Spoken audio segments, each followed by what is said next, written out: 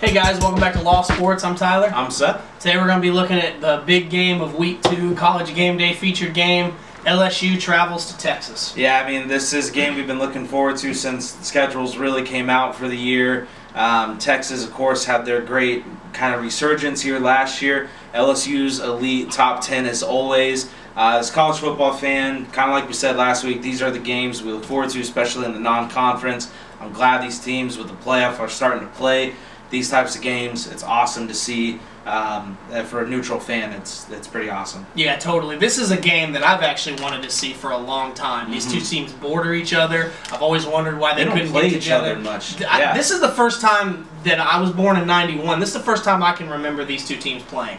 And it's like I said, they're close in proximity. They share the same recruiting grounds. Yep. Obviously, Texas is a brand name in and of itself. LSU comes across the border from the SEC. Oh, yeah. They have a lot of success in Texas, though. This is a huge game for Texas and the Big 12's playoff push. If the Longhorns are serious about a playoff push, it's got to start Saturday night. Yeah, I mean, this is one of the games that if Texas wants to get where they want to go, they have to win it. Are they really back? Who do you think wins and why? This is actually a lot closer in my head than I thought it was going to be at the start of the year. I was really impressed with what I saw LSU do last week. I think I still trust Ellinger a little bit more. I think he's got more of that moxie you need from a quarterback to make plays at the end of the game. Texas has the talent to beat them. I do worry a little bit with Texas as far as their overall depth in the trenches, on the lines there. That's always a big thing when you're going up against these SEC teams. You know LSU is going to have that. Exactly. Yeah. I mean, they got always one of the top defenses, especially defensive lines in the country. I do think Texas finds a way, though. It is going to be more of a home game for them in a way. I think Texas, in a very close game, I think that it's good. I think it's really going to be a one-score game. I see Texas making enough plays to come out on top. These early season games, I'm always hesitant to pick against the SEC. I did last week with Oregon, and of course Auburn won. Yeah. But I wasn't thrilled with what the SEC produced last week. Not that week 1 we should overreact.